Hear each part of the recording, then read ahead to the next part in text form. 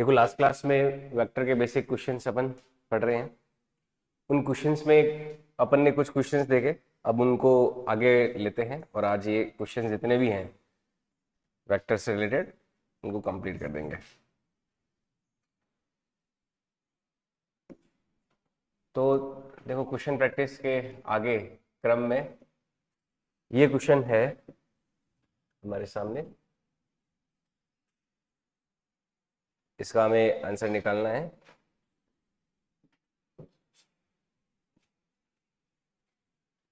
देखो क्वेश्चन क्या है कि दो the resultant R of vector P and Q, P और क्यू का रिजल्टेंट कौन है, R, is perpendicular to P, also magnitude of P is equal to R, the angle between P and Q is.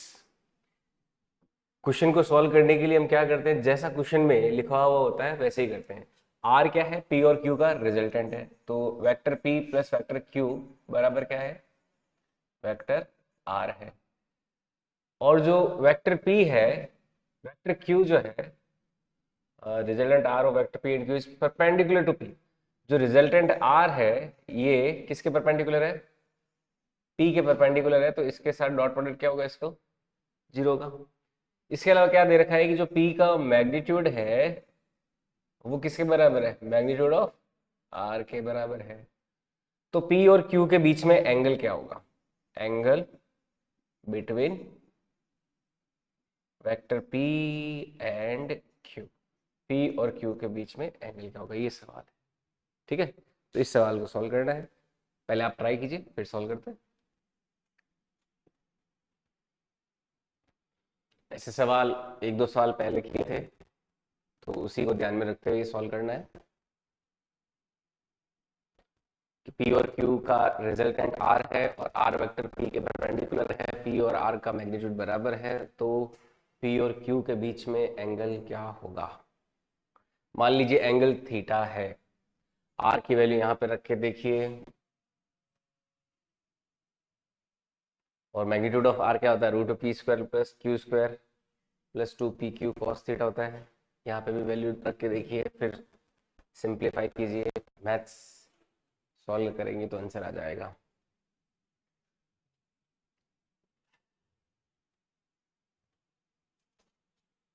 कैसे आ रहा है, सबसे पहले तो ये जो है इसमें आर डॉट पी करोगे, मान लीजिए थीटा जो एंगल है, एंगल क्या है उनके बीच में, थीटा है, तो आर की वैल्यू को क्या लिख सकते हैं, पी प्लस क्यू वेक्टर। इसका डॉट प्रोडक्ट किसके साथ करना है, पी के साथ। ये क्या होना चाहिए, जीरो होना चाहिए। तो पी का पी के साथ डॉट प्रोडक्ट हो गया पी स्क्वायर, और ये हो जाएगा पी डॉट क्यू बराबर जीरो, या फिर P square plus P Q cos theta बराबर जीरो, यानी कि पी क्यू कॉस थीटा की वैल्यू क्या आ रही है, माइनस में पी स्क्वायर आ रही है। आ रही है नहीं आ रही, पी क्यू कॉस थीटा की वैल्यू क्या आ रही है, माइनस में पी स्क्वायर आ रही है। अब देखो ये इक्वेशन काम में लेते हैं, इस इक्वेशन के अकॉर्डिंग ये तो पहला कोई इक्वेशन हो गया। अब इस इक्वेशन को काम में लें कि magnitude of R, magnitude of R क्या हो जाएगा, यहां से देखें तो रूट में P square plus Q square plus P Q, 2pq cos theta, ये किसके बराबर है, पी के ही बराबर है, ऐसा दिया हुआ है ना। जो मैग्नीट्यूड ऑफ आर है, मैग्नीट्यूड ऑफ आर ये बराबर किसके है, मैग्नीट्यूड ऑफ पी के। तो ये इक्वेशन एक और हो गई। तो इधर करेंगे तो पी स्क्वायर से पी स्क्वायर कैंसिल, यानी कि यहां से क्या आ रहा है, 2pq कॉस थीटा बराबर क्या आ रहा है, माइनस में क्यू स्क्वायर आ रहा है। आ रहा है नहीं आ रहा। अब देखो पी क्यू कॉस थीटा को मैं यहां पर रख दूं, ये जो पी क्यू कॉस थीटा की वैल्यू क्या, माइनस में पी स्क्वायर है ना, इतनी वैल्यू को मैं क्या रख देता हूँ, माइनस में पी स्क्वायर रख देता हूँ, रख दे। तो देखो यहां से क्या होगा, ट्वाइस ऑफ माइनस में P square is equal to क्या हो जाएगा, माइनस में क्यू स्क्वायर, यानी कि P upon Q, P square upon Q square कितना आ रहा है, 1/2 आ जाएगा। या फिर पी अपॉन क्यू का जो रेशो है, किसका, पी अपॉन क्यू का रेशो, ये कितना आ जाएगा, 1/√2 आ जाएगा। आएगा नहीं आएगा, है ना, 1/√2 आएगा ना। अब देखो ये P अपॉन Q का रेशो आया है। अगर मैं इस इक्वेशन से P और P से P को कैंसिल करूं तो यहां से देखो cos थीटा क्या आ रहा है, cos थीटा क्या आ रहा है, यहां से माइनस में क्या P बाई क्यू नहीं आएगा। अब P बाई क्यू की वैल्यू तो क्या है 1/√2 और cos थीटा क्या हो गया माइनस में P बाई क्यू है, तो इसका मतलब cos थीटा की वैल्यू किसके बराबर आ गई, माइनस में 1/√2 के बराबर हो गई। अब cos थीटा माइनस में 1/√2 कब होता है, जब थीटा 45 डिग्री होता है तब तो 1/√2 प्लस का होता है। अब cos थीटा माइनस में 1/√2 कब होता है, जब या तो वो सेकंड क्वाड्रेंट में या फिर थर्ड क्वाड्रेंट में हो, तभी होएगा ना। तो cos थीटा 1/√2 कब होगा, जब थीटा की वैल्यू या तो होगी 180 माइनस 45 डिग्री या फिर क्या होगा 180 प्लस 45 डिग्री, इन दो वैल्यूज पे। क्योंकि देखो 180 माइनस 45 भी क्या होगा माइनस कॉस 45, और 180 प्लस 45 भी क्या होगा, क्या होगा माइनस कॉस 45 होएगा। तो इन दोनों वैल्यूज पे आपको थीटा कितना मिलेगा, मतलब कॉस थीटा की वैल्यू क्या मिलेगी, माइनस 1/√2 मिलेगी नहीं मिलेगी। भाई कॉस नेगेटिव कहाँ पे होता है, सेकंड क्वाड्रेंट या फिर थर्ड क्वाड्रेंट। तो अपन क्या लिख सकते हैं, सेकंड क्वाड्रेंट के लिए तो 180 माइनस 45 हो गया, थर्ड क्वाड्रेंट के लिए क्या हो जाएगा 180 प्लस 45। तो 180 में से 45 गया कितना बचा 135 डिग्री, और इसको ऐड करेंगे तो कितना बच जाएगा 2 225 225 डिग्री। तो ये भी आ रहा है देखो 135 और 225 दोनों आ रहा है, तो कौन सा आंसर हो जाएगा, दोनों हो जाएंगे बी और सी, दोनों पॉसिबल है। देखो अब 135 भी है और 225 भी है, तो कौन सा सही है, जैसे आंसर बी बताया जा रहा है 135, तो 135 ही क्यों सही है, 225 सही क्यों नहीं है, इसको भी अपन एनालिसिस करके समझेंगे। ये थोड़ा डायग्राम बनाएंगे तो अपन को समझ में आ जाएगा, इसको यहाँ तक नोट करिए।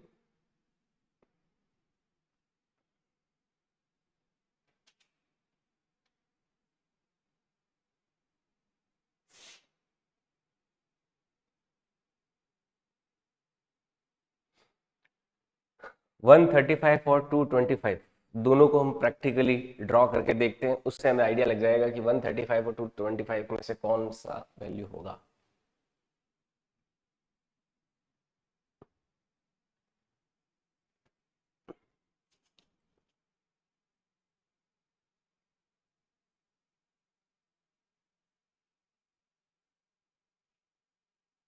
सॉल्व करें इसको, और देखो समझिए इस चीज को। जैसे क्वेश्चन में क्या दिया हुआ है, P और Q का रिजल्टेंट R है जो P के परपेंडिकुलर है ना। देखो पहले तो P और Q बनाया मैंने, P वेक्टर बनाया, ये वेक्टर P है। अब वेक्टर जो Q है, मतलब जो वेक्टर R दे रखा है रिजल्टेंट, वो P के परपेंडिकुलर है। पहले मैं R बना रहा हूं, फिर देखो Q का आइडिया लगाते हैं Q किधर को होना चाहिए। ये R है वेक्टर, ये R वेक्टर क्या है P के परपेंडिकुलर है, ये दे रखा है ना R वेक्टर। अब Q कहां पे होगा, Q के लिए अपने पास दो वैल्यूज है, P और Q के बीच में एंगल कितना है, या तो 135 हो या कितना हो 225, या तो 180 माइनस 45 हो या फिर 180। मैं दोनों के डायग्राम बना देता हूं। ये तो देखो एक एक पॉसिबल Q ये है और एक पॉसिबल Q ये है ना। ये एक Q पॉसिबल है और ये भी Q पॉसिबल है। ये तो कौन सा हो गया 135 डिग्री वाला, और ये कौन सा हो गया 225 डिग्री वाला। तो दोनों क्या पॉसिबल है या एक ही पॉसिबल है, कौन सा पॉसिबल है। अगर P के साथ R 90 डिग्री एंगल बना रहा है, तो देखो रिजल्टेंट हमेशा दोनों वेक्टर के बीच में से जाना चाहिए, तो R ऊपर की ओर आ रहा है। अब देखो लेकिन एक बात ध्यान रखना, R ऊपर है तो R नीचे भी तो हो सकता है, R नीचे भी तो हो सकता है R वेक्टर, और उस केस में ये एंगल कितना हो जाएगा 360 में से आप 225 घटाओगे तो 135 आ जाएगा। तो इसका मतलब आर ये भी पॉसिबल है, क्योंकि ये भी आर क्या है P के परपेंडिकुलर है। तो इसका मतलब 135 और 225 दोनों एंगल पॉसिबल है, तो दोनों आंसर इसमें सही होंगे। तो अपन दोनों इसको करेक्ट कर सकते हैं, 135 भी एंड 225 भी, ठीक है, क्योंकि दोनों यहाँ पर पॉसिबल है, डायग्राम से पॉसिबल हो रहा है ना, है ना, कोई दिक्कत तो नहीं है इसमें। आई बात समझ में? इसको एक बार नोट कर लीजिए, फिर और सोचते हैं इस पे। दोनों पॉसिबिलिटीज है।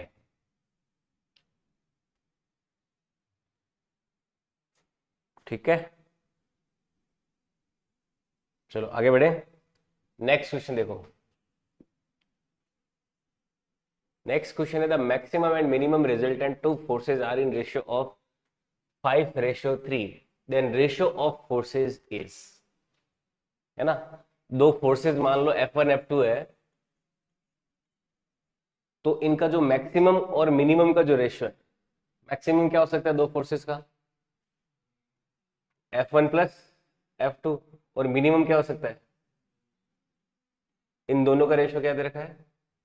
5:3। हमको निकालना क्या है? F1/F2 निकालना है कि इनका खुद का इंडिविजुअल रेशियो क्या होगा। सिंपल सा सवाल है, इसको क्रॉस मल्टीप्लाई करो, इक्वेशन को सॉल्व करो, आंसर आ जाएगा।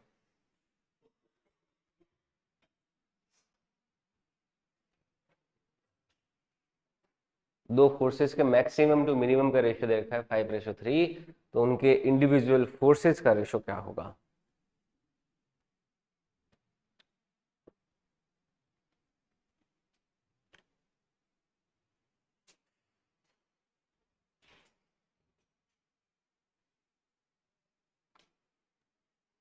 बताओ, सिंपलीफाई हो रहा है?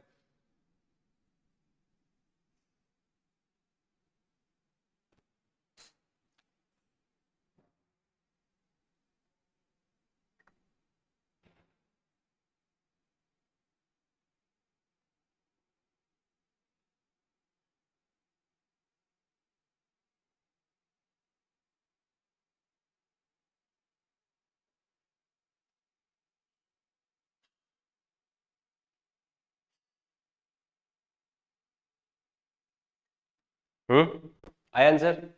कौन सा? सी ऑप्शन आ जाएगा। क्रॉस मल्टीप्लाई किया, 3F1 + 3F2 बराबर आ जाएगा 5F1 - 5F2।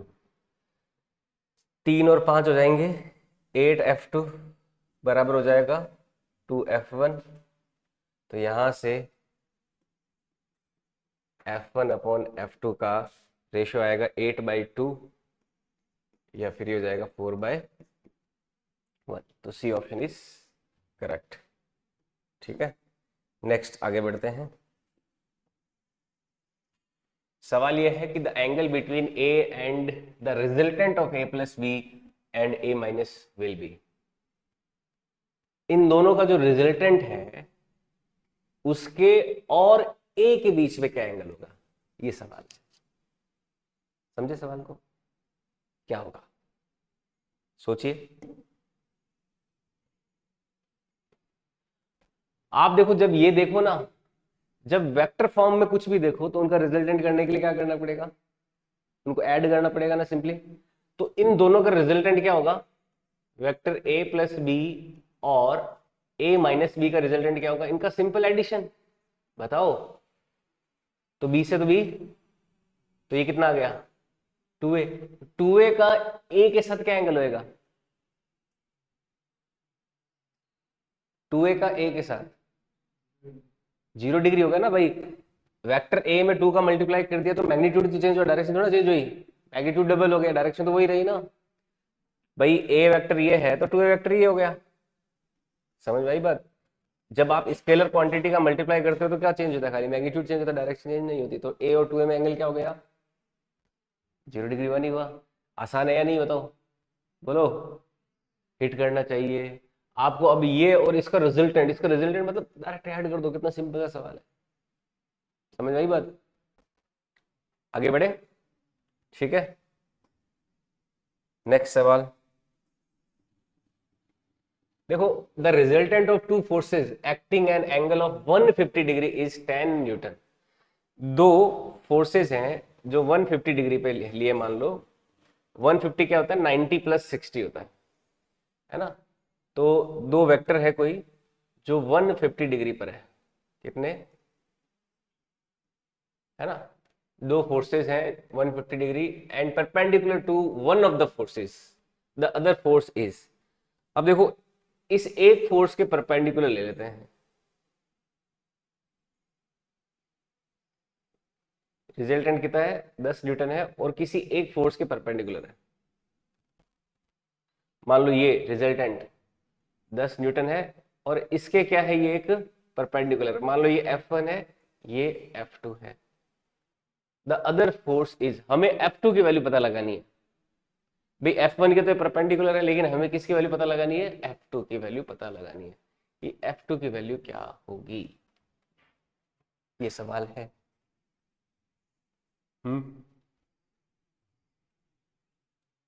सॉल्व करें इसको, ट्राई करोगे, पहले थोड़ा दिमाग लगाइए, है सवाल आसान, बस थोड़ा सा चीजें जो है मैथ्स में हमें करनी आनी चाहिए। इस सवाल को कंपोनेंट से अगर करें ना तो बड़े आसानी से हो जाएगा। कैसे कंपोनेंट से करेंगे, देखो 150 क्या होता है 90 प्लस ये एंगल कितना हो जाएगा 60 डिग्री हो जाएगा ना, होगा नहीं होगा, बताओ। अब देखो मैं F2 के कंपोनेंट करता हूं, क्या करता हूं, F2 के कंपोनेंट कर देता हूं, एक तो इधर वाला कंपोनेंट और एक ये वाला कंपोनेंट। इन कंपोनेंट्स की वैल्यू क्या होगी, थीटा की डायरेक्शन में तो हो जाता है F2 cos 60 और थीटा के अपोजिट डायरेक्शन में F2 sin 60 हो जाएगा ना, F2 के कंपोनेंट, ठीक है। अब देखो F2 के एक कंपोनेंट है F2 cos 60 इस तरफ और एक है F2 sin 60 इस तरफ, रिजल्टेंट केवल क्या है y डायरेक्शन में है, रिजल्टेंट केवल क्या है y direction, resultant x direction में नहीं है, यानी F2 sin 60 किसको बैलेंस कर देगा, F1 को। भाई F2 जो sin 60 है वो तो किसको बैलेंस कर देगा, F1 को। एक इक्वेशन तो ये बन जाएगी, और जो 10 न्यूटन मिलेगा वो किसकी वजह से मिलेगा, F2 cos 60 की वजह से मिलेगा, यानी कि जो F2 cos 60 वैल्यू है वो किसके बराबर हो जाएगी, 10 के बराबर हो जाएगी। ये दूसरी इक्वेशन, हमारा आंसर जो है केवल और केवल सेकंड इक्वेशन से आ जाएगा। यहाँ पे कैसे आ जाएगा, F2 इंटू कॉस 60 की वैल्यू 1/2 इज इक्वल टू क्या आ जाएगा 10, तो F2 की वैल्यू क्या आ जाएगी 20 न्यूटन आ जाएगी। तो कौन सा आंसर हो गया, अपना तो आंसर आ गया सी ऑप्शन। अगर आपसे ये पूछ ले कि भाई F1 भी निकालो, क्या निकालो, F1 निकालने के लिए क्या करेंगे हम, इस इक्वेशन में F2 की वैल्यू रख दें, तो F1 की वैल्यू क्या आ जाएगी, F1 आ जाएगा F2 हो गया 20 sin 60 यानी कि √3/2 यानी क्या हो जाएगा 10 √3 न्यूटन। तो F1 अपने पास क्या आएगा 10 √3 न्यूटन आएगा, और F2 अपने पास क्या आएगा 20 न्यूटन, यानी कि सी ऑप्शन करेक्ट है। कंपोनेंट से आसानी से हो गया, जल्दी से हो गया, कंपोनेंट्स का जब यूज किया। भाई F2 और F1 मिलके क्या बना रहे हैं 10 न्यूटन बना रहे हैं, तो इसका मतलब F2 को मैं रिजॉल्व करूं F2 के कंपोनेंट के लिए, ये कंपोनेंट और ये कंपोनेंट तो इसको बैलेंस कर देगा, और ये कंपोनेंट फिर क्या प्रोवाइड करेगा 10 न्यूटन प्रोवाइड करेगा, ठीक है। भाई इस 10 न्यूटन को बनाने में केवल F2 cos 60 का ही क्या है कंट्रीब्यूशन है, क्योंकि F1 तो इधर आ गया ना, दो वेक्टर अगर 90 डिग्री पे हो तो उनका एक दूसरे से पे कोई शेडो नहीं होता, तो F1 का कोई कंट्रीब्यूशन नहीं है 10 न्यूटन को बनाने में, समझ गई बात। तो F1 फिर खत्म कैसे हो रहा है, F1 को खत्म कौन कर रहा है, F2 का sin 60 कंपोनेंट खत्म कर रहा है ना। इस तरह से वेक्टर के बारे में आपको सोचना पड़ेगा, तब आपकी वेक्टर के बारे में गहराई बढ़ेगी, समझ में आई बात, ठीक है। आगे बढ़े, नेक्स्ट देखो सवाल लेते हैं। नेक्स्ट क्वेश्चन है, a force of 8 Newton makes, आपने ये पीडीएफ से सवाल ट्राई किए थे क्या घर पे, डीसी बाइंडिंग कर रहे थे, उसके हो रहे थे, ठीक है। ये देखो सवाल बहुत कॉम्प्लेक्स है, आपके जो नॉर्मल रेफरेंस बुक्स वगैरह के सवाल है वो बहुत आसानी से हो जाएंगे, ठीक है। एक एक सवाल करना है, देखो आप तैयारी कर रहे हो ना, तो आप उस दिन तैयारी नहीं कर रहे हो जिस दिन आपने किसी भी चैप्टर के सवालों को छोड़ दिया। भाई एक तो अपन ने थ्योरी बहुत अच्छे से पढ़ी जैसे मैं वेक्टर का एक आइडियल चैप्टर वेक्टर हमारा अभी जो फिलहाल चल रहा है, थ्योरी पढ़ी हमने, नोट्स बनाए प्रॉपर, थ्योरी के दौरान हमने बहुत सारे एग्जाम्पल डिस्कस किए, उसके बाद में ये क्वेश्चन बैंक डिस्कस किया। ये क्वेश्चन बैंक थ्योरी कंप्लीट होने के बाद में क्लास में, इसमें लगभग 60-70 सवाल है ना। बिना पैनल के ये पॉसिबल नहीं था। व्हाइट बोर्ड पे ये कराने बैठते तो मेरे को 3-4 दिन अलग से लग जाता है ना, पर व्हाइट पैनल का यूज करते हुए 2 दिन में काम हो जाता है ना। कोशिश करेंगे अपन 1 दिन में काम कराइए।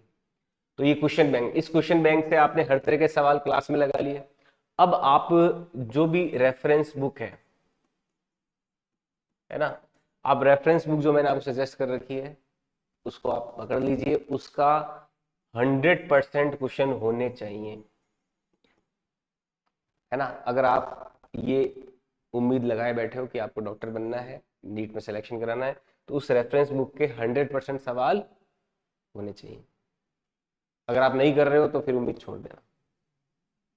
समझ रही बात? जो मैंने बुक आपको सजेस्ट कर रखी है उसके 100% क्वेश्चन, सॉल्व एग्जाम्पल वगैरह वगैरह सब कुछ आपको सॉल्व करने हैं। सब कुछ सॉल्व हो जाए तब वो क्या हो गया, मामला पैटी पेक हो गया।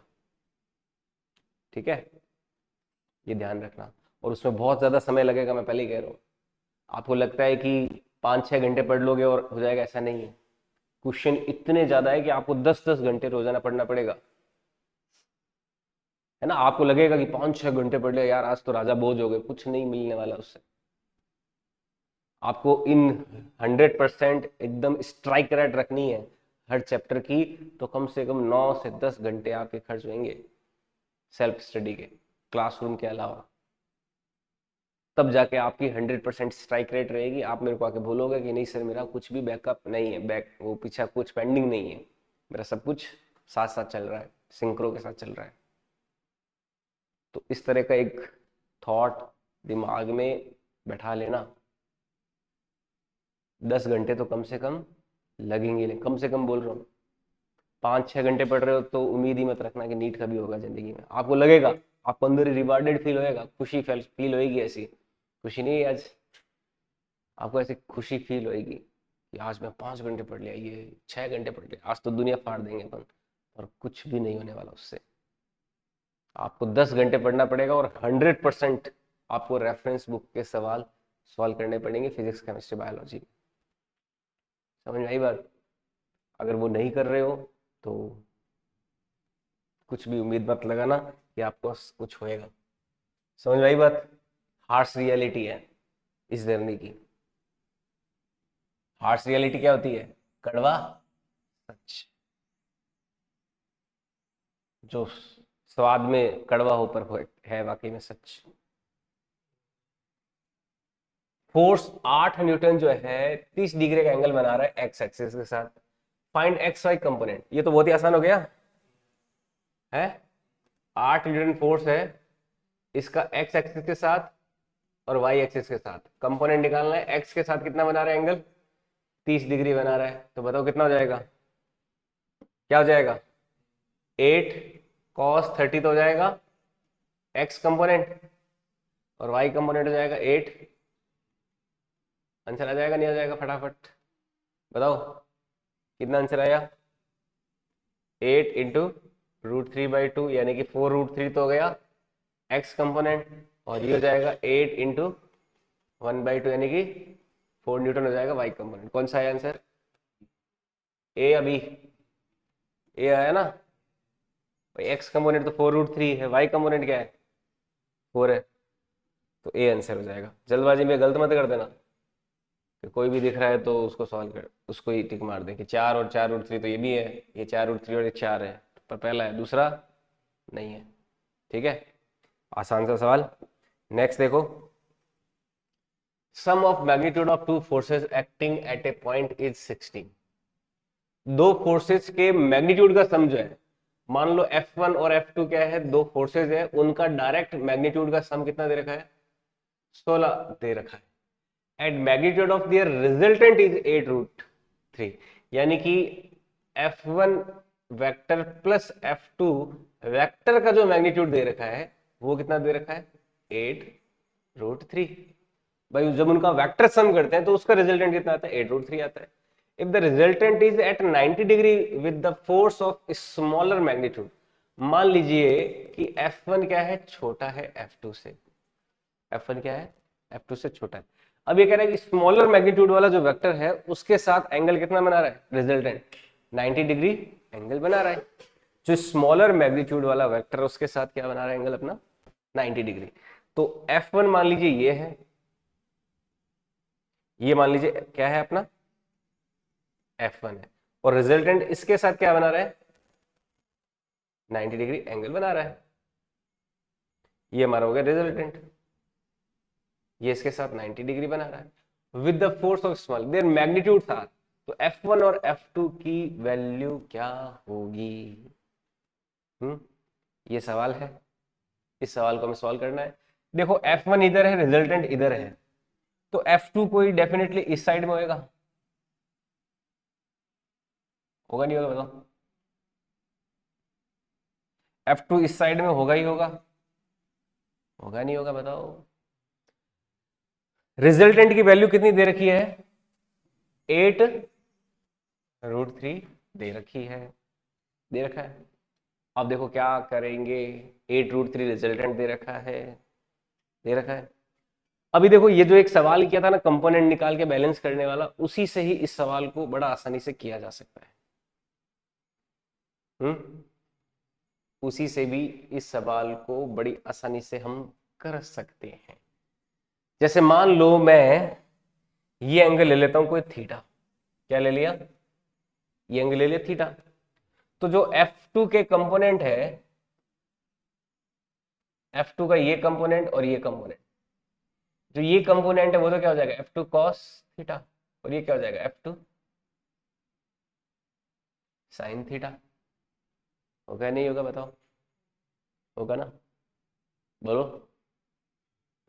अब F2 cos थीटा को क्या लिख सकता हूं मैं, F2 cos थीटा को क्या लिख सकते हैं, 8√3 लिख सकते हैं, एक तो इक्वेशन ये हो गई।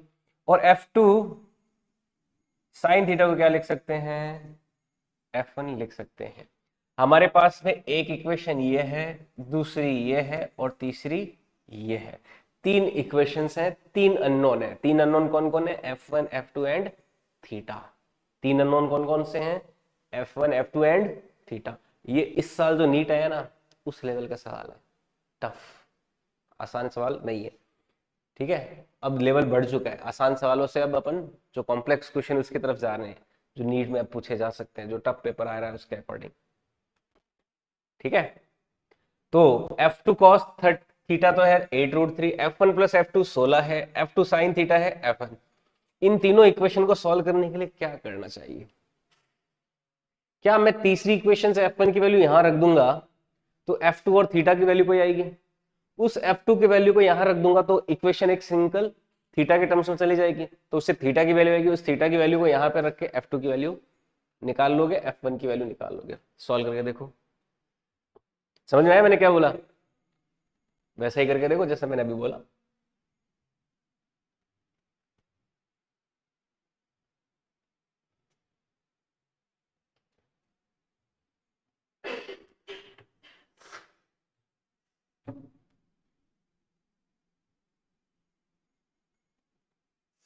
देखो सॉल्व करते हैं। F1 की वैल्यू यहां रखी पहले, तीन इक्वेशन और तीन अननोन को सॉल्व करने के लिए क्या किया जाता है, आप एक एक वेरिएबल को गायब करते रहो। पहली इक्वेशन में से F1 को गायब करना है तो F1 की जगह क्या रख दूं, F2 sin थीटा रख सकते हैं। तो ये क्या आ जाएगा, F2 sin theta plus F2 बराबर क्या हो जाएगा, 16 हो जाएगा। हमने क्या किया, तीसरी इक्वेशन की वैल्यू को इसमें रख दिया। तो यहां से F2 मैं बाहर निकाल लूं तो F2 कॉमन ले लें यहां से, तो F2 1 प्लस साइन थीटा बराबर क्या हो जाएगा 16 के, या फिर F2 की वैल्यू किसके बराबर हो जाएगी 16/1 प्लस साइन थीटा के, हो गई, हो गई।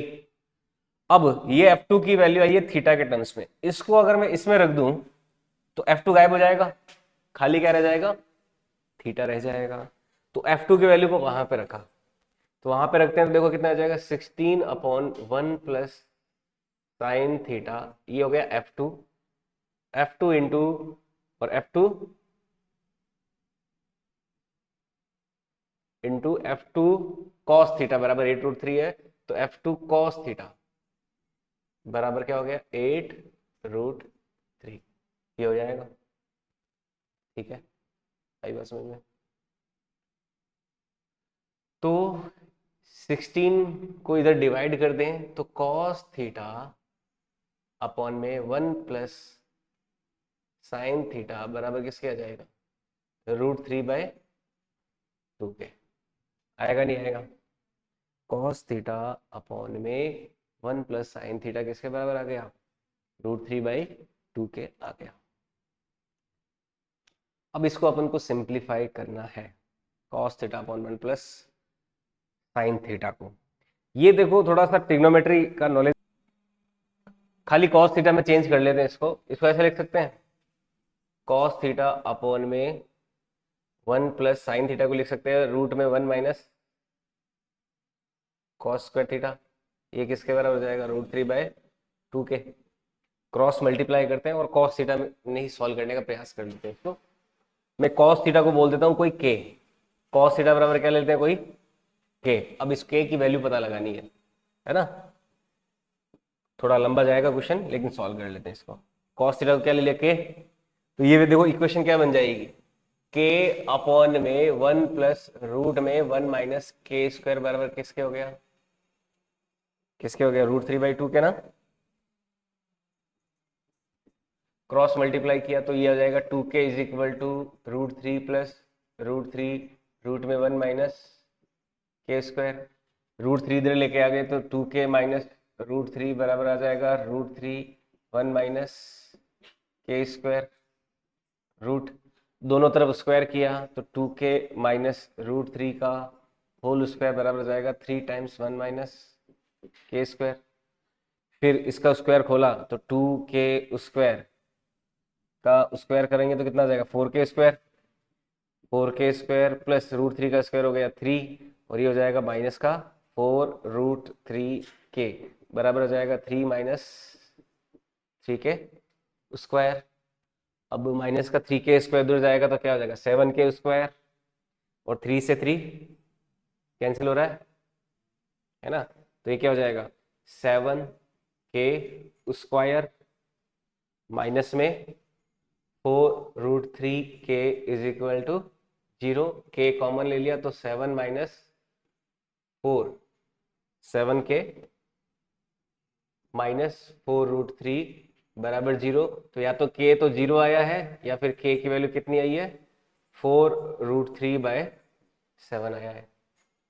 k की वैल्यू 2 आई, एक तो 0 आई है, कितनी आई, इसको 0 करेंगे तो इसका सॉल्यूशन क्या आएगा 4√3/7 आएगा ना भाई। इस इक्वेशन को 0 करोगे तो या तो k 0 हो या फिर k ये हो, है ना? अगर देखो k 0 होगा तो k 0 के केस में तो मतलब cos थीटा 0 के केस में तो F2 की वैल्यू इनफाइनाइट आ जाएगी, वो आंसर हो नहीं सकता। तो अपने पास k की जो दूसरी वैल्यू आई है 4√3/7, यही तो क्या अपना cos थीटा है, तो इसकी वैल्यू रख देते हैं। तो वहां पे F2 बराबर क्या है, F2 cos थीटा बराबर जो 8√3 था, F2 cos थीटा जो कि कितना है 8√3 है, तो F2 इंटू cos थीटा की वैल्यू अपने पास क्या ही है 4√3/7 बराबर 8√3। तो ये हो जाएगा F2 की वैल्यू कितनी आ जाएगी, क्या आ रही है 14 न्यूटन आ रही है। F2 कितना आ गया 14 न्यूटन, और F1 और F2 का सम कितना था 16, तो एक 14 न्यूटन आया तो दूसरा कितना आ जाएगा, क्या 16 में से 14 जाएगा तो कितना बचेगा 2 न्यूटन बचेगा। तो क्या आ जाएंगे F1 और F2 के मैग्नीट्यूड 14,2, क्या आएंगे 14,2 या 2,14, तो कौन सा आंसर हो जाएगा बी आंसर हो जाएगा। थोड़ा लंबा गया है लेकिन यहाँ पे ही एक्सटेंड हो रहा है और कहीं पे एक्सटेंड नहीं हो रहा, समझ में आई बात? यहाँ पे जो cos थीटा है या फिर k वैल्यू है उसके दो वैल्यूज हैं, ये तो नॉट पॉसिबल, ये क्या है नॉट पॉसिबल, क्योंकि इन वैल्यूज पे F2 और F1 क्या हो जाएंगे इनफाइनाइट हो जाएंगे, जो कि पॉसिबल नहीं है। ये F2 इनफाइनाइट हो जाएगा जो पॉसिबल नहीं है, सॉरी F2 ये वाला पॉसिबल नहीं था, इनफाइनाइट नहीं, cos 0 रखोगे तो 1, तो F2 हो जाएगा 8√3 और F1 हो जाएगा 0 उस केस में, है ना? और वो वैल्यू इसके साथ सेटिस्फाई नहीं करेगी, उसमें कुछ गड़बड़ है। ठीक है, तो अपना दूसरा वाला ही वैल्यू काम आएगा और उससे हमारे 14 एंड 2 आंसर आ जाएंगे। ठीक है, समझ आया सवाल? तो यहाँ पे ट्रिग्नोमेट्री इस तरह की भी हमें सॉल्व करनी पड़ सकती है, पर उसके लिए तैयार रहना है अगर इस तरह का कॉम्प्लेक्स सवाल आ जाए तो। क्लियर? नोट कर लीजिए इस सवाल को आपके नोट वाले क्वेश्चंस में। आया समझ में सवाल? आगे बढ़े, नोट कर लिए ये वाला। आगे बढ़े, समझ में आ गया ना? नोट कर लेगा, अपने आप कर लेगा। कॉस थीटा क्या होता है? रूट में 1 माइनस साइन स्क्वायर थीटा होता है। साइन थीटा क्या होता है? रूट में 1 माइनस कॉस स्क्वायर थीटा होता है। कॉस थीटा को के मान लेना, सॉल्व कर लेगा फिर। नहीं होगा तो पीडीएफ देखना। ये देखो सवाल सॉल्व करना है। Two forces each equal to p/2 act at a right angle. दो फोर्सेज है जिसका मैग्नीट्यूड, इसका भी p/2 है, इसका भी p/2 है, और राइट एंगल पे एक्ट करते हैं। Their effect may be neutralized by a third force acting along their bisector in the opposite direction with the magnitude of. तो देखो इसका एंगल बाइसेक्टर ये है, इस एंगल बाइसेक्टर के अपोजिट डायरेक्शन में हम कोई, ये देखो इन दोनों का रिजल्टेंट आ गया, तो इस रिजल्टेंट को कैंसिल आउट करने के लिए रिजल्टेंट के मैग्नीट्यूड के बराबर ही क्या लगाना पड़ेगा? अपोजिट डायरेक्शन में लगाना पड़ेगा, तभी क्या करेगा वो कैंसिल आउट करेगा न्यूट्रलाइज करने के लिए। तो बस रिजल्टेंट ही निकालना है।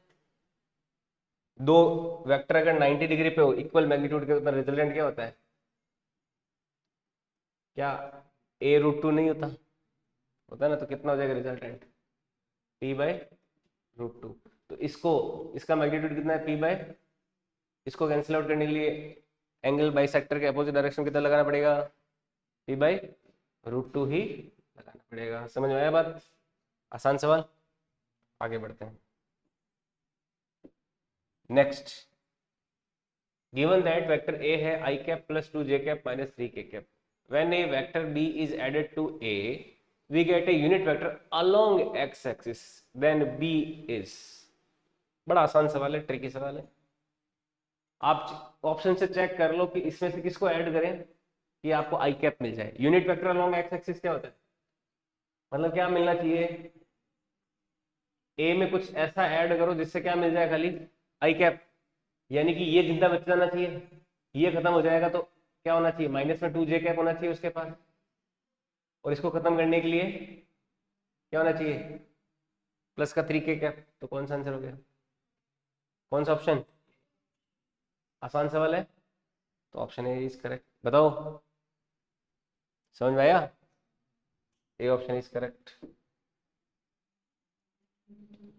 आर वेक्टर दे रखा है ए प्लस बी, आर का मैग्नीट्यूड ए और बी के मैग्नीट्यूड के बराबर है, तो बताओ एंगल कितना होता है? ये तो स्टैंडर्ड रिजल्ट है, कितना होता है? कब रिजल्टेंट जो है दोनों के मैग्नीट्यूड बराबर हो और रिजल्टेंट भी उसी के बराबर, कब आता है? 120 का एक केस याद है ना? सिंपल है, सीधा स्ट्रेट फॉरवर्ड, ये तो याद रखना है, स्ट्रेट फॉरवर्ड आंसर आता है इसका 120 degree. Next question, the magnitude of X and Y components of A are 7 and 6।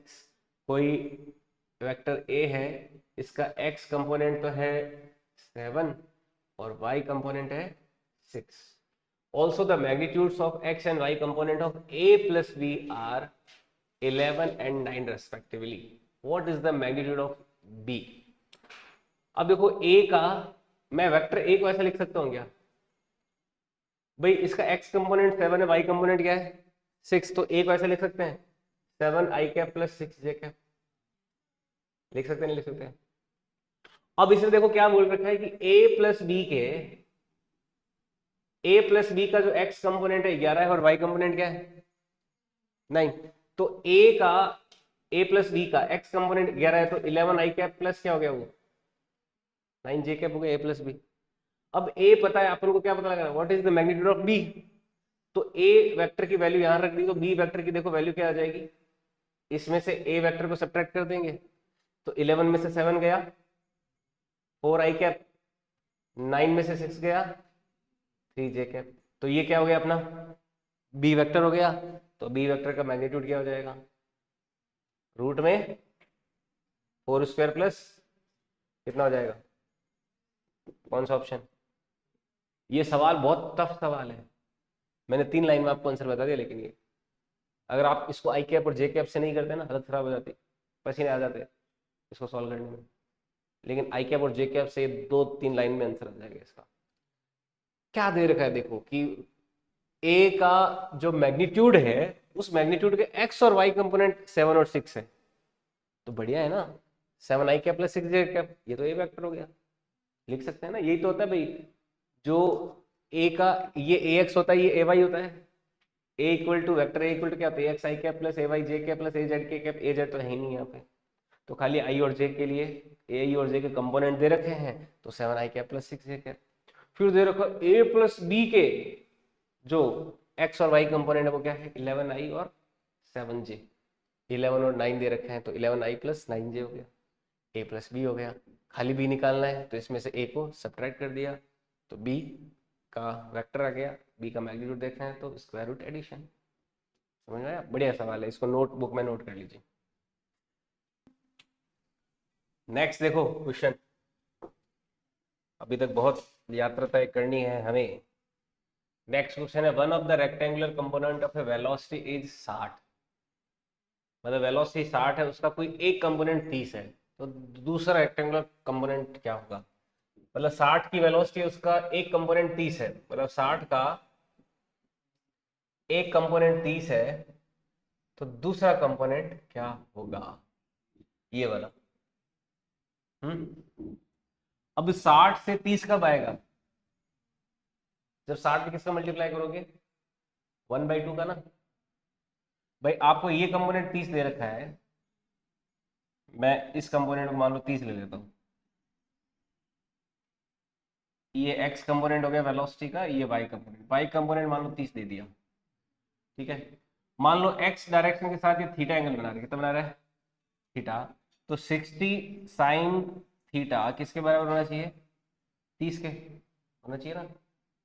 तो साइन थीटा बराबर क्या हो गया, 1/2, यानी कि थीटा की वैल्यू कितनी है, 30 डिग्री है, यानी थीटा 30 डिग्री है, तो जो x कंपोनेंट है वेलोसिटी का वो कितना आ जाएगा, 60 कॉस थीटा, यानी कि 60 कॉस 30 डिग्री, यानी कि 60 √3/2। तो क्या आंसर हो जाएगा, कौन सा ऑप्शन सही है, बी ऑप्शन।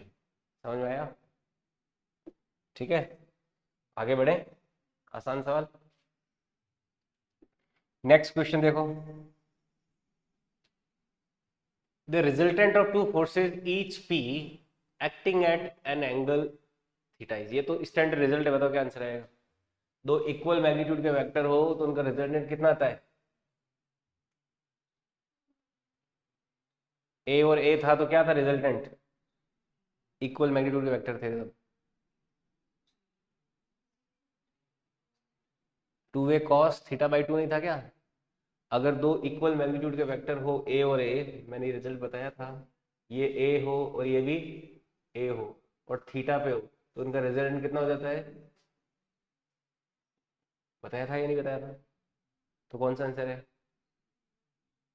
कौन सा आंसर, बी ऑप्शन। इनका देखो वेक्टर एडिशन तो ये होता है, और वेक्टर सब्ट्रैक्शन का क्या आया था इसमें, 2a sin θ/2। भाई वेक्टर एडिशन में तो क्या चलता है, 2a cos θ/2, सब्ट्रैक्शन क्या चलता है, 2a sin θ/2। ये दोनों रिजल्ट ध्यान रखना, रिवाइज कर लेना, इंपॉर्टेंट रिजल्ट है ये। नेक्स्ट आगे, the resultants of two vectors of equal magnitude, देखो इक्वल मैग्नीट्यूड वाले दो वेक्टर का रिजल्टेंट √2a है, acting an angle theta is √6। Two vectors of equal magnitude, देखो जो वेक्टर है उनका मैग्नीट्यूड कितना है, √2a है, जब वो थीटा पे एक्ट कर रहे हैं तो उनका रिजल्ट कितना आ रहा है, √6 आ रहा है, तो थीटा की वैल्यू कितनी होगी, थीटा की वैल्यू क्या होगी, रिजल्टेंट कितना होता है, 2a cos θ/2 होता है, दो इक्वल मैग्नीट्यूड के वेक्टर, रिजल्टेंट कितना दे रखा है, √6 ऑफ a, और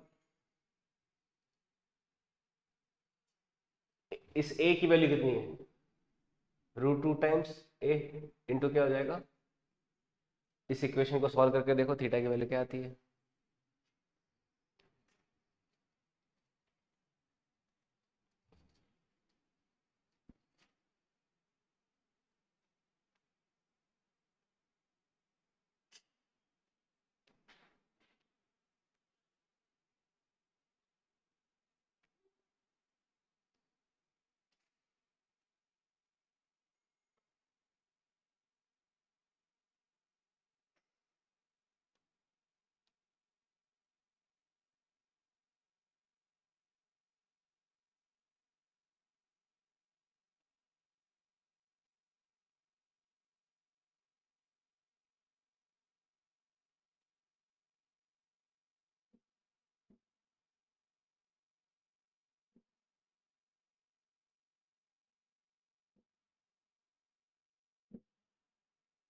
क्या आंसर आया, ये सॉल्व नहीं हो पा रहा क्या।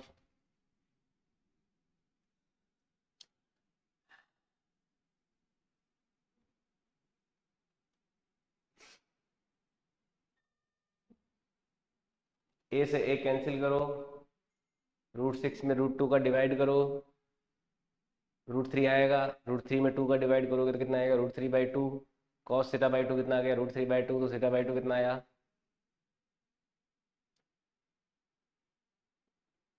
कॉस थीटा बाई टू की वैल्यू कितनी आई, √3/2 आई, यहां तक तो किया होगा। तो कॉस थीटा बाई टू √3 कब होता है, जब थीटा बाई टू की वैल्यू क्या होगी, 60 या 30, कॉस के अंदर क्या हो कि √3/2 है, 30 डिग्री ना, तो थीटा बाई टू कितना हुआ, तो थीटा कितना हुआ, थीटा कितना हुआ, 60 हुआ ना, तो 60 डिग्री आंसर है इसका। Simple math. ए से ए कैंसिल, √6 में √2 का डिवाइड करोगे तो √3, ये 2 डिवाइड कर देंगे तो बाई 2, ये हो जाएगा कॉस थीटा बाई टू। अब कॉस थीटा बाई टू √3/2 कब देता है, जब थीटा बाई टू की वैल्यू कितनी होती है, 30 डिग्री, तो थीटा की वैल्यू कितनी हो जाएगी, ये आंसर हो गया 60 degree, C option is correct.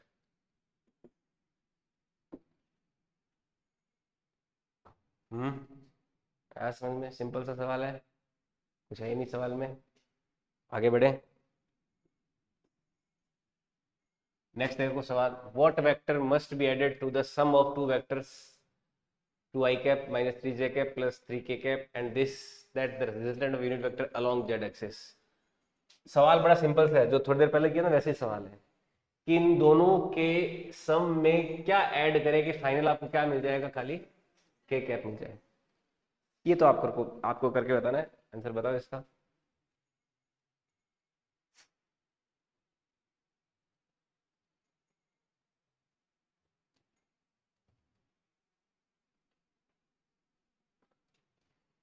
Some of two vectors पहले तो निकाला, तो वो कितना आया, 5i कैप माइनस में 3j कैप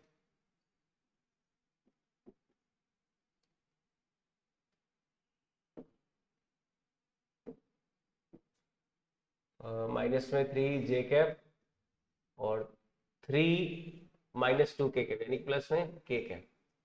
इसमें हम कोई वेक्टर ऐड करें, है ना, कोई मान लो वेक्टर ए ऐड करें तो क्या मिलना चाहिए, केवल के कैप मिलना चाहिए। तो वेक्टर ए की वैल्यू क्या आएगी, देखो सीधा इक्वेशन बनाओ तो ऐसे कर सकते हो, उन दोनों के सम में क्या ऐड करेंगे खाली के कैप मिले, ऐसे इक्वेशन बन जाएगी। तो के कैप से के कैप कैंसिल, तो वेक्टर ए की वैल्यू क्या हो जाएगी, ये उधर जाएगा तो -5i कैप प्लस का 3j कैप। कौन सा आंसर आ गया, है ना भाई, या तो इसका सम कर लो, तो सम ये आया, इसमें क्या ऐड करेंगे यही रहे और ये खत्म हो जाए, तो इसको खत्म करने के लिए क्या करेंगे, -5i कैप और प्लस में 3j कैप। ठीक है,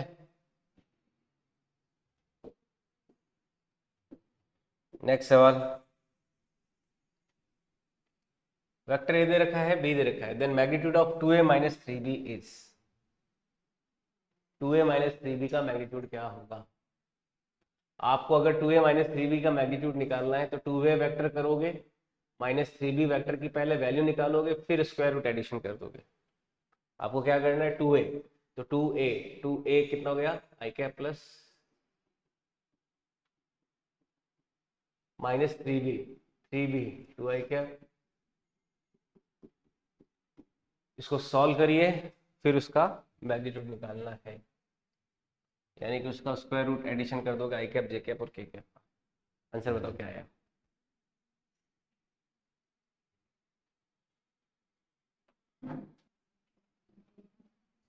आगे आंसर ऐड करोगे तो ये क्या आएगा, 2i cap plus 2j cap minus में 4 के कैप, माइनस 3 को मल्टीप्लाई किया तो माइनस में 6 प्लस में 3 जे कैप माइनस में 3 के कैप। इसको सिंप्लीफाई करके तो 2 में से 6 गया, माइनस का 4i cap, 2 plus 3 5j cap और माइनस का 7 के कैप।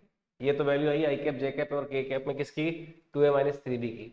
मैग्नीट्यूड निकालना है तो रूट में 4 का स्क्वायर प्लस 5 का स्क्वायर प्लस कितना हो जाएगा, 16 प्लस 25 प्लस 49, तो 25 और 16 तो 41 होता है, 41 में 49 ऐड किया, कितना हो जाएगा रूट में 90। रूट में 90 निकाल ले तो बात बने, आधा पर्दा में कहीं हुए। ठीक है, नेक्स्ट डॉट प्रोडक्ट पे आते हैं। देखो क्वेश्चन, अब डॉट और क्रॉस करें जल्दी खत्म हो जाएंगे।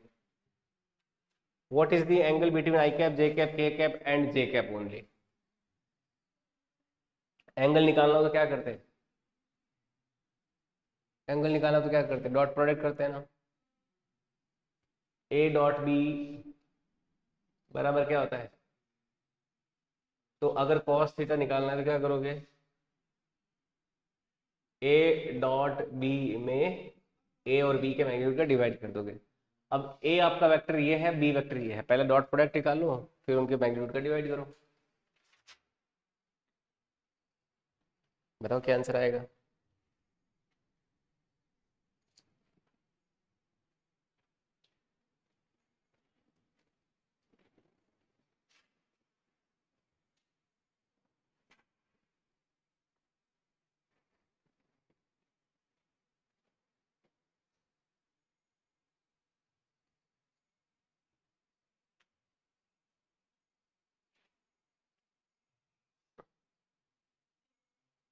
क्या आंसर आ रहा है, कॉस थीटा बराबर वेक्टर ए क्या है, आई cap plus J cap plus इसका डॉट प्रोडक्ट करना है जे कैप के साथ। इसका मैग्नीट्यूड कितना हो जाएगा, रूट में 1 square plus 1 square plus 1 square root 3। इसका मैग्नीट्यूड कितना हो जाएगा, खाली 1, तो क्या आएगा, जे का आई के साथ 0, जे का जे के साथ खाली 1, जे का के साथ 0, तो 1/√3 आया। तो थीटा की वैल्यू कितनी आ जाएगी, थीटा बराबर क्या आ जाएगा, कॉस इनवर्स 1/√3। 1/√3 कब आता है थीटा के लिए, जब कॉस हो, हमें नहीं पता, कोई सिंपल सा वैल्यू नहीं होएगा, ना तो 0 होगा, ना 45 होगा, ना 60 होगा। तो आंसर क्या होना चाहिए, क्या होना चाहिए, नन ऑफ दीज। समझ आया बात, ठीक है ना, आगे बढ़े।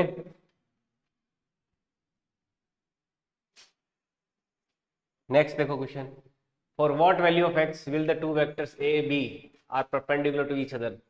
आपको क्या करना है, दो वेक्टर परपेंडिकुलर तो उनका डॉट प्रोडक्ट क्या होना चाहिए, इनका दोनों का डॉट प्रोडक्ट को 0 करो। डॉट प्रोडक्ट के लिए क्या करते हैं, एक्स का एक्स के साथ, वाई का वाई के साथ, जेड का जेड के साथ।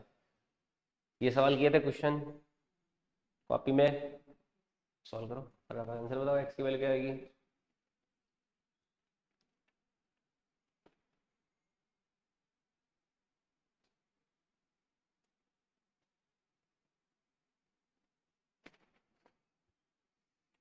भयंकर वीक है, भयंकर। ए डॉट बी करेंगे तो आई का आई के साथ 4, 2 माइनस जे, तो यानी कि माइनस का 2, माइनस का एक्स माइनस का 3 यानी कि प्लस का, ये ए डॉट बी की वैल्यू होगी। 4 में से 2 गया, 2 प्लस 3x बराबर हो गया 0, 2 उधर जाएगा तो 3x बराबर हो जाएगा -2, x की वैल्यू हो जाएगी -2 में 3 का और डिवाइड कर दोगे तो कौन सा हो जाएगा, ये ऑप्शन करेक्ट हो जाएगा।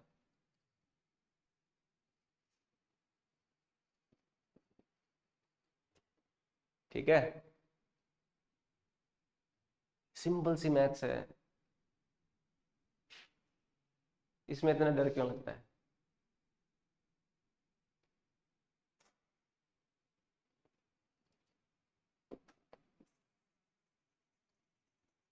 नेक्स्ट देखो, p वेक्टर दे रखा है, p cos theta plus p sin theta, i cap j cap, the vector which is perpendicular to p is denoted as q, तो q क्या होगा। वेक्टर p दे रखा है, कोई वेक्टर q क्या होगा जो p के परपेंडिकुलर है। परपेंडिकुलर वेक्टर हो तो क्या कंडीशन होती है, क्या कंडीशन होती है, उनका डॉट प्रोडक्ट 0 होना चाहिए। तो ऐसा कौन सा वेक्टर होगा जिसका मल्टीप्लाई उसका p के साथ डॉट प्रोडक्ट करो तो 0 होगा।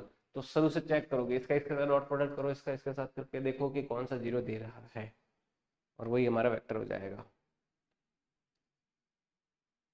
करके देखो,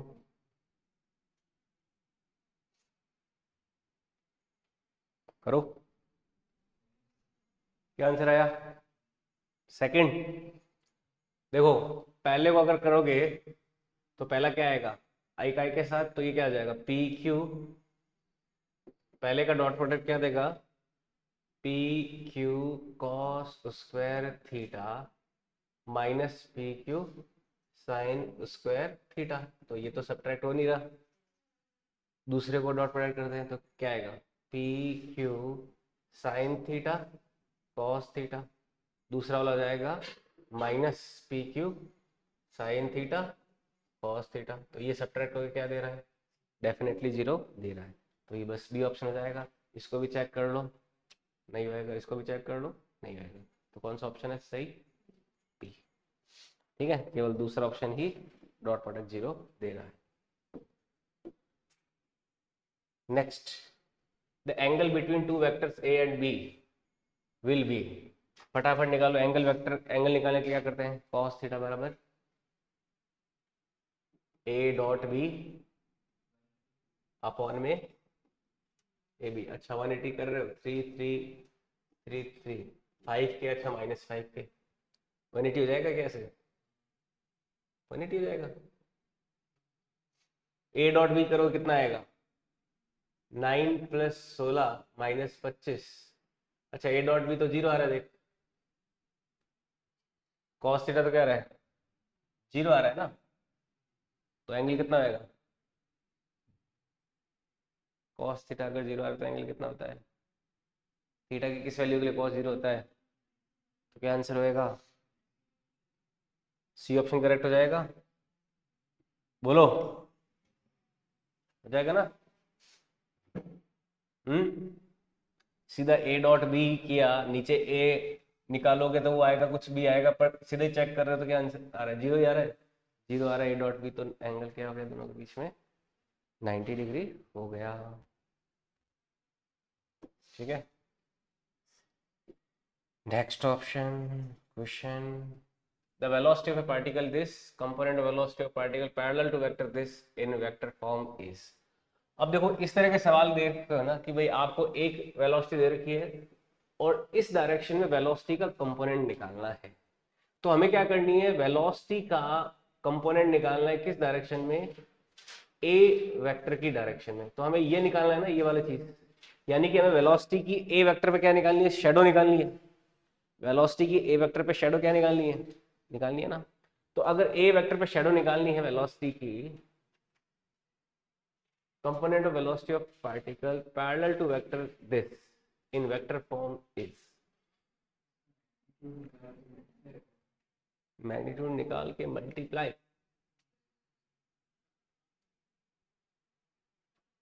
देखो क्या करेंगे ऐसे केस में, हम निकालते हैं shadow of velocity v on A. v की a पे शेडो क्या होगी, v cos थीटा होगी, या फिर ये क्या हो जाएगा a v cos theta upon a हो जाएगा, या फिर क्या हो जाएगा a डॉट v अपॉन में a। पहले तो हम शेडो की वैल्यू निकाल लेते हैं। तो शेडो की वैल्यू से क्या आएगा, कंपोनेंट का मैग्नीट्यूड आ जाएगा। तो उस कंपोनेंट का मैग्नीट्यूड कितना आ जाएगा, ये आ जाएगा a dot v upon a dot v क्या हो गया 6 + 2 -2 अपॉन a का मैग्नीट्यूड कितना है √3 है, 1² + 1² + 1²। तो ये शेडो आ गई, शेडो की वैल्यू कितनी आ जाएगी 6 अपॉन √3 आ गई। बताओ आई नहीं है, ये तो क्या है, ये इसका शेडो का मैग्नीट्यूड आया। अब ये कह रहा है कि वेक्टर फॉर्म में पता लगाना है, क्या लेना है वेक्टर फॉर्म में। अब ये तो आ गया अपना मैग्नीट्यूड, इसको अगर हमें ए की डायरेक्शन देनी है तो किससे मल्टीप्लाई कर देंगे, ए कैप से। बहुत बढ़िया, तुम इस बार पक्का सिलेक्शन होंगे। तो ये जो मैग्नीट्यूड आया है 6√3, इसको अगर वेक्टर फॉर्म में कन्वर्ट करना है तो किसका मल्टीप्लाई कर देंगे, ए कैप का मल्टीप्लाई कर देंगे। क्योंकि कोई भी मैग्नीट्यूड को वेक्टर से मल्टीप्लाई करना है किसी डायरेक्शन वाले, तो उसके यूनिट वेक्टर से मल्टीप्लाई कर दिया जाता है। तो 6/√3 में ए कैप का मल्टीप्लाई किया, ए कैप कितना है आई cap plus J cap plus के कैप। ए कैप कितना है वेक्टर अपॉन इट्स मैग्नीट्यूड, इसका मैग्नीट्यूड कितना है √3। तो 6/3 times I cap plus J cap plus के कैप। तो 6 में 3 का डिवाइड किया, 2 को अंदर मल्टीप्लाई कर दिया, तो कितना हो जाएगा 2i कैप प्लस 2 जे कैप प्लस 2 के कैप। कौन सा आंसर हुआ, बी ऑप्शन इज करेक्ट। समझ में आया सवाल, बढ़िया सवाल है। तो पहले तो मैग्नीट्यूड निकाला, मैग्नीट्यूड निकालने के लिए शेडो निकाली। शेडो क्या होगी ए डॉट बी अपॉन ए। अब उस शेडो को भी अपने क्या दी, ए की डायरेक्शन दी, तो ए के यूनिट वेक्टर का उसके साथ मल्टीप्लाई कर दो, वही आंसर हो गया हमारा। क्योंकि यूनिट वेक्टर का पर्पस क्या होता है, किसी मैग्नीट्यूड को डायरेक्शन देना। अगर हमें इस मैग्नीट्यूड को ए की डायरेक्शन देनी है तो ए के यूनिट वेक्टर का क्या कर देंगे, इसके साथ मल्टीप्लाई कर देंगे। तो इससे हमारा आंसर आ गया। बताओ आई बात समझ में। हम्म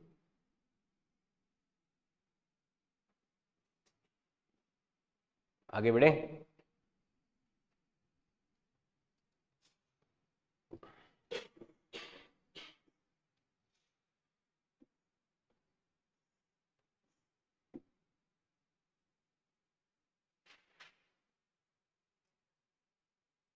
चलो एक डॉट प्रोडक्ट के 2 सवाल और हैं, वो कर लीजिए, फिर क्रॉस प्रोडक्ट के सवाल करते हैं।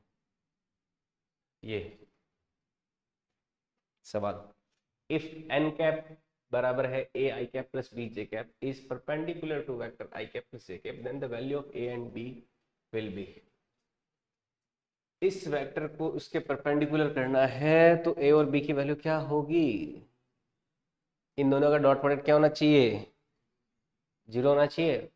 यानी कि ए प्लस बी क्या होना चाहिए 0। ए प्लस बी 0 कौन से ऑप्शन में है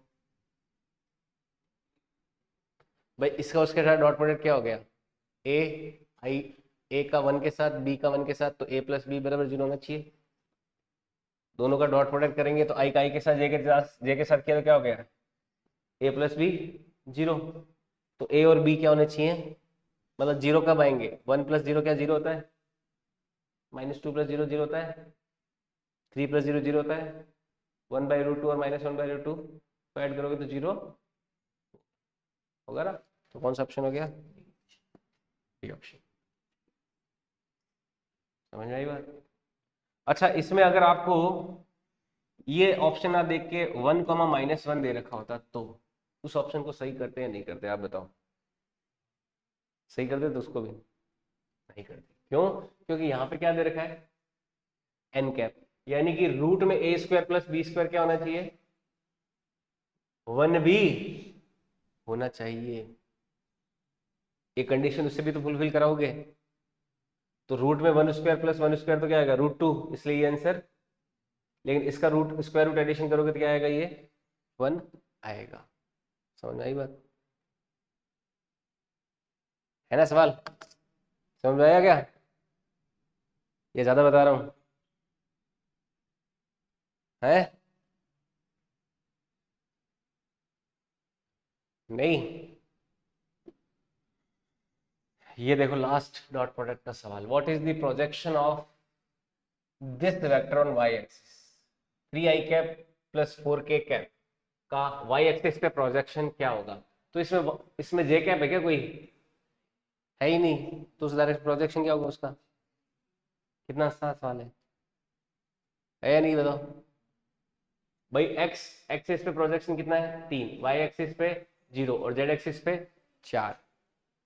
जो आई जे और के कोफिशिएंट है वही तो क्या होते हैं, प्रोजेक्शन ही होते हैं एक तरह से, वही शैडो ही तो होती है। कंपोनेंट्स क्या होता है, शैडो ही है एक तरह से, प्रोजेक्शन ही है। प्रोजेक्शन और शैडो एक ही चीज है। हो गए डॉट प्रोडक्ट के सवाल। अब देखो नेक्स्ट क्रॉस प्रोडक्ट के सवाल लेते हैं। Choose the correct option for A cross B बराबर C. C is perpendicular to A. क्या सी ए के परपेंडिकुलर होता है? मैंने बताया था कि ए क्रॉस बी का जो रिजल्टेंट आता है ना सी, वो ए के भी परपेंडिकुलर होता है, और राइट हैंड थंब रूल से देखा था ना, ए और बी दोनों के क्या होता है, वो परपेंडिकुलर। तो सी क्या ए के परपेंडिकुलर है? बिल्कुल है। सी इज परपेंडिकुलर टू बी, क्या है? बिल्कुल है। सी क्या ए क्रॉस बी के परपेंडिकुलर है क्या? वो तो उसके पैरेलल हो गया ना, तो ये गलत। तो कौन सा ऑप्शन सही है? First and second are correct. तो कौन सा ऑप्शन हो जाएगा, केवल ए ऑप्शन।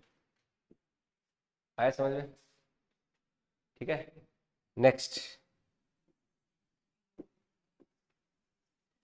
नेक्स्ट है the angle of A cross B and A plus B is. बढ़िया सवाल है ये। 90 डिग्री, बिल्कुल। क्योंकि देखो ए क्रॉस बी जो है वो ए के भी परपेंडिकुलर और बी के भी, और ए प्लस बी जो है वो तो इसी प्लेन में रहेगा। देखो ये ए वेक्टर है, ये बी वेक्टर है, तो उसका सी वेक्टर क्या आएगा, उसी ट्राइंगल वाले प्लेन में आएगा। लेकिन ए क्रॉस बी क्या होगा, उसके परपेंडिकुलर। तो ए क्रॉस बी का ए प्लस बी के साथ एंगल क्या हो जाएगा? समझ में आई क्या ये बात? ठीक, क्लियर है ये चीज, है ना? 90 डिग्री आंसर है इसका। क्योंकि ए प्लस बी क्या होता है, ये वेक्टर मान लो ए है और ये वेक्टर मान लो बी है, तो ये वेक्टर क्या हो जाता है, ए प्लस बी। ये वेक्टर ए प्लस बी इसी प्लेन में होगा ना। लेकिन ए क्रॉस बी क्या होगा, इस प्लेन के perpendicular.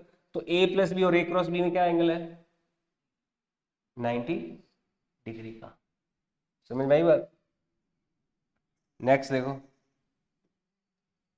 Unit vector perpendicular to vector A and B, इन दोनों के परपेंडिकुलर डायरेक्शन का वेक्टर क्या होगा? अब इन दोनों के परपेंडिकुलर डायरेक्शन का वेक्टर निकालना है, तो पहले तो आप क्या निकालोगे, ए क्रॉस बी निकालोगे, क्योंकि वही वेक्टर क्या होगा इन दोनों के परपेंडिकुलर। फिर उस ए क्रॉस बी का क्या करोगे, यूनिट वेक्टर निकालोगे, तो इसके लिए उस जो भी वेक्टर आएगा उसके मैग्नीट्यूड का डिवाइड कर दोगे। निकाल के देखो। देखो ए क्रॉस बी भी हो सकता है या फिर बी क्रॉस ए भी हो सकता है, तो इसलिए वो प्लस माइनस भी आ जाएगा सवाल में। समझ में आया ना बात? निकाल के देखो, ए क्रॉस बी निकाल लो पहले तो। मैट्रिक्स मेथड यूज करोगे, फटाफट मैट्रिक्स बनाओ। आई जे के, फिर वेक्टर ए लिखो, फिर वेक्टर बी लिखो।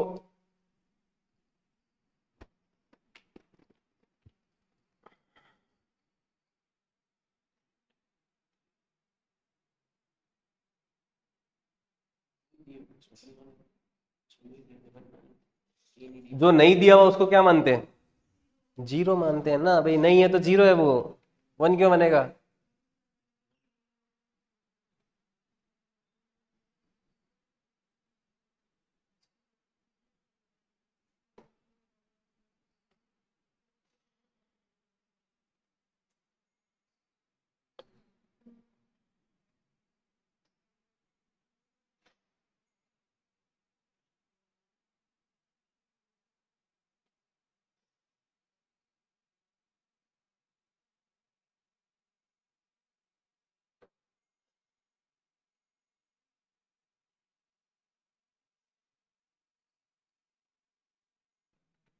पहले ए क्रॉस बी निकाला, तो ए क्रॉस बी के लिए मैट्रिक्स बनाया आई cap J cap K cap.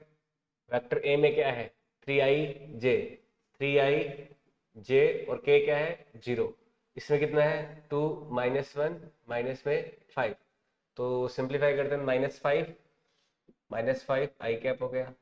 जे के लिए क्या हो जाएगा माइनस में 15 माइनस माइनस प्लस 15 जे कैप, और के कैप में हो जाएगा 0।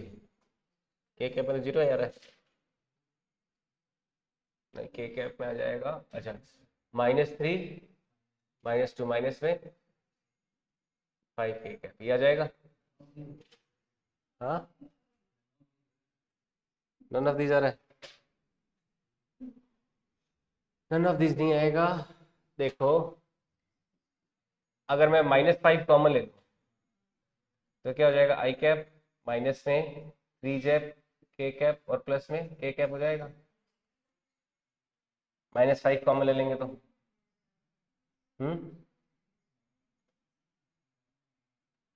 -5 कॉमन लेंगे तो जाएगा। अब इसका यूनिट वेक्टर बनाना है, तो यूनिट वेक्टर बनाने के लिए क्या करेंगे -5 को तो कुछ नहीं करेंगे, ये आई कैप माइनस में 3 जे कैप प्लस में जो के कैप है उसमें किसका डिवाइड हो जाएगा, किसका डिवाइड हो जाएगा।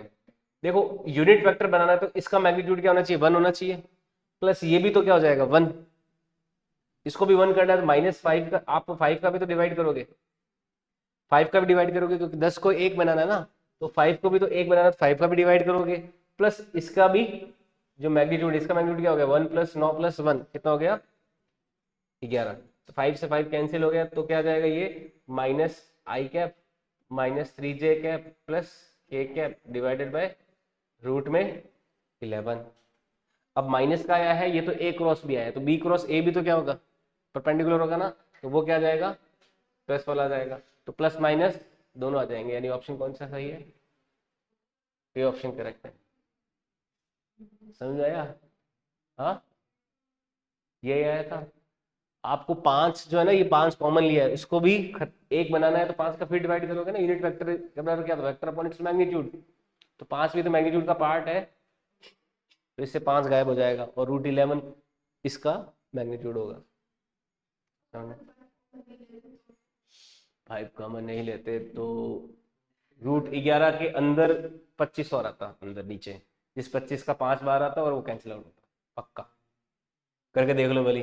5 का स्क्वायर 15 का स्क्वायर 5 का स्क्वायर, तो उसमें 5 जो है ना वो कॉमन आता, 5 का स्क्वायर कॉमन आता और 5 बाहर आता, 5 ऐसे कैंसिल आउट होता, आंसर फाइनल वही आता। ठीक है। हम्म, तो ए ऑप्शन इज करेक्ट। नेक्स्ट देखो, the area of parallelogram made by vector a and b is approximately equal to, area of parallelogram क्या होता है a क्रॉस b से आता है ना, मैंने बताया था कि जो a क्रॉस b है क्रॉस प्रोडक्ट है वो क्या देता है उसका मैग्नीट्यूड पैरेललोग्राम के एरिया, यानी कि आपको क्या निकालना है a क्रॉस b की वैल्यू निकालनी है, फिर उसका क्या कर दोगे मैग्नीट्यूड, वही क्या होगा आपका एरिया ऑफ पैरेललोग्राम। पहले तो a क्रॉस b निकाल लो फिर उसका मैग्नीट्यूड निकालो। a क्रॉस b कितना आया, मैट्रिक्स बनाया, वेक्टर ए हो गया 2 1 -3, वेक्टर बी हो गया 12 और 0 और -2, ये हुआ, ये है ना मैट्रिक्स सबने सही बनाई। अब इसको सिंप्लीफाई कर ले, -2 0 माइनस में 2 12 आई 0 दे रखा है क्या, ये 0 और ये 12, तो आई कैप निकालना है तो माइनस का 2 और माइनस का 36 माइनस का 36 प्लस का 36 प्लस का 36 में से 2 गया तो 34 34 आई कैप। हम्म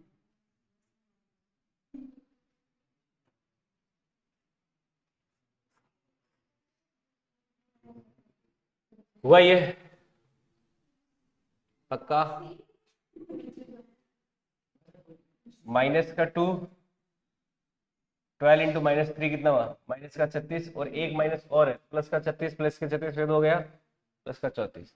जे कैप के लिए लिया तो माइनस का 4 और माइनस माइनस प्लस का 4 जे कैप, और फिर के कैप के लिए लिया तो 24 के कैप। ये आया, ये आया क्या, ये नहीं आया? हाँ देखो, ये -2 हुआ, ये कितना हुआ -36, एक और माइनस पड़ा है तो +36, +36 में से 2 गया प्लस का 34।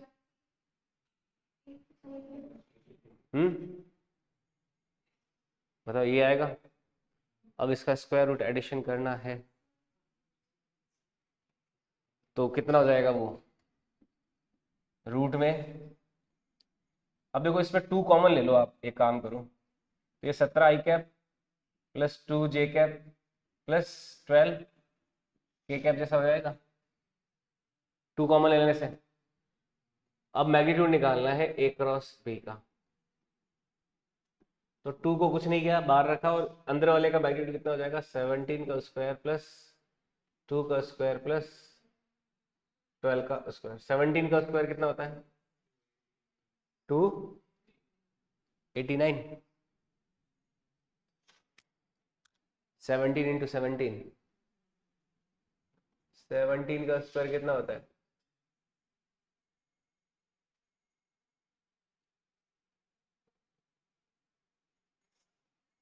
289 ही होता है ना, 289 होता है, तो ये हो गया 289 प्लस 4 प्लस 144, इनको ऐड किया तो कितना आएगा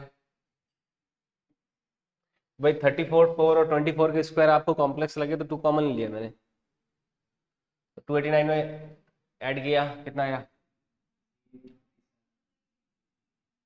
7, 387, 337, पक्का इतना आ रहा है।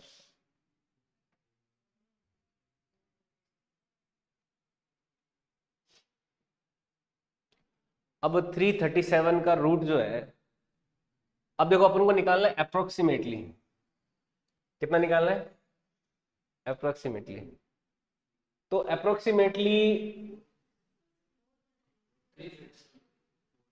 कितना आ रहा है 437 आएगा क्या, देखो 9 और 8, 17, एक 8 और एक 9 और 4 13, एक 2 2 4, 437 है ना। 400 का रूट कितना होता है 20, 400 का रूट कितना होता है 20, तो और 21 का रूट, 21 का स्क्वायर कितना हो जाएगा लगभग 400 समथिंग हो जाएगा। अब देखो 25 का स्क्वायर कितना होता है 625, तो 625 में मतलब 25 का 2 मल्टीप्लाई करेंगे तो 50 से ज्यादा जाएगा, यानी 50 से ज्यादा तो है नहीं, और 40 का स्क्वायर होता है 2, है ना। तो अगर मैं 40 लूँ तो 40 इंटू 2 क्या हो जाएगा ये, सॉरी 20 है, 400 का रूट क्या होता है 20, तो 20 इंटू 2 कितना हो जाएगा 40, तो इसकी वैल्यू देखो किसके बीच में आ रही है 40 से तो ज्यादा है, लेकिन 50 से कम है। बताओ कौन सा आंसर होगा, समझ में आ रही है बात, क्योंकि ये अगर 625 होता तो 25 देता, 25 इंटू 2 क्या होता 50 होता, पर 625 नहीं तो 437 है, यानी कि हमारा 40 से थोड़ा ही ज्यादा है, 40 से थोड़ा ज्यादा कौन सा आंसर हो गया, क्योंकि अप्रोक्सीमेट निकालना है ना, तो कौन सा आंसर हो जाएगा 42। समझ आया बात, ये आंसर हो गया। नेक्स्ट, ये दो वेक्टर ए और बी है, थीटा उनके बीच का एंगल है, अगर ए क्रॉस बी का magnitude √3 times of A dot B है तो बताओ थीटा की वैल्यू क्या होगी। देखो सिंपल सा सवाल है, ए क्रॉस बी को क्या लिख देंगे, क्या ए बी साइन थीटा लिख सकता हूँ, ए क्रॉस बी का मैग्नीट्यूड क्या होता है और √3 a डॉट बी का क्या हो जाएगा, A B cos theta, A B से ए बी कैंसिल, साइन में कॉस का डिवाइड किया तो टेन थीटा किसके बराबर आ गया, थीटा किसके बराबर आ जाएगा, जब थीटा टेन थीटा √3 हो तो थीटा कितना होता है, आसान सवाल है ना, बड़ा आसान सवाल है। ये आप अपने नोट्स में भी लिख लेना भले, कि अगर magnitude of A cross B √3 times of A dot B के बराबर हो तो थीटा की वैल्यू क्या होगी।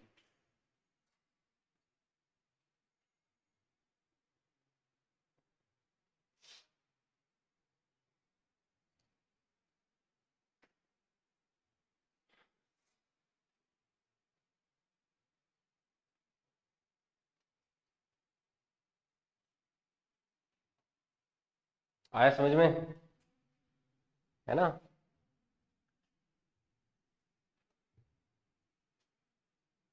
देखो डॉट प्रोडक्ट और क्रॉस प्रोडक्ट तक करने के बाद में एक और रहता है जिसको बोलते हैं वेक्टर ट्रिपल प्रोडक्ट। वैसे आपके नीट में नहीं है लेकिन इस बार कॉम्प्लेक्स जो सवाल आए हैं उसको देखते हुए हो सकता है पूछा जा सके, तो इसलिए 2 मिनट में वो भी डिस्कस कर लेता हूँ। ये नोट कर लिया, आगे बढ़े। स्केलर ट्रिपल प्रोडक्ट इसको बोलते हैं। ये क्या होता है, ये होता है ए क्रॉस बी डॉट सी होता है। क्या होता है ये, ए और बी को क्रॉस किया और उसका सी के साथ जब डॉट प्रोडक्ट करते हैं तो वो क्या होता है, इसको बोलते हैं स्केलर ट्रिपल प्रोडक्ट। क्या बोलते हैं इसको, स्केलर ट्रिपल प्रोडक्ट। और इसका जो मैग्नीट्यूड होता है ये देता है हमें वॉल्यूम ऑफ पैरेललोपाइड। क्या देता है,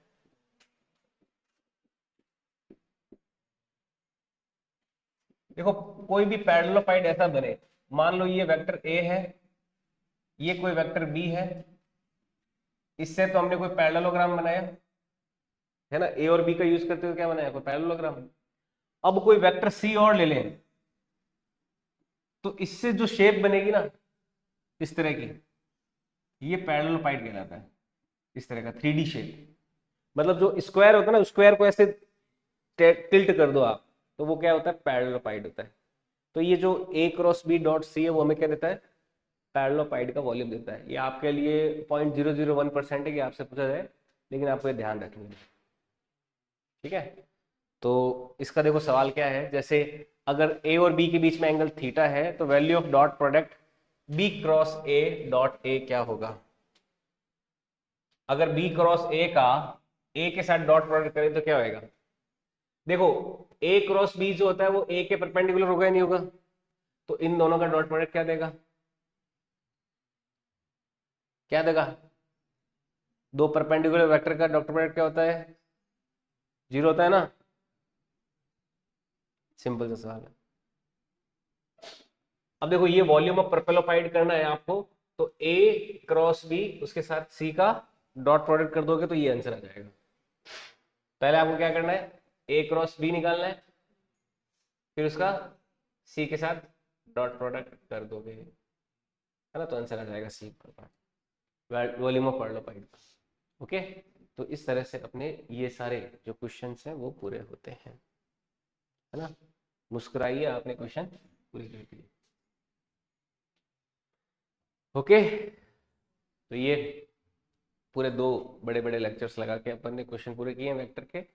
वेक्टर में हर तरह का क्वेश्चन अपन ने इन सेशंस के माध्यम से डिस्कस कर लिए हैं। छोटी से छोटी बात और बड़ी से बड़ी बात को हमने डिस्कस किया है।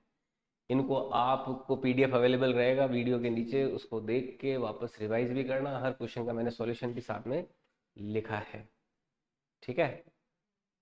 अच्छे से आपको सवाल आने चाहिए हम वेक्टर के, प्लस जो रेफरेंस बुक है उसके सवाल अब आप सॉल्व कर सकते हो। ओके, ये वेक्टर आपका यहाँ पे खत्म हो जाता है।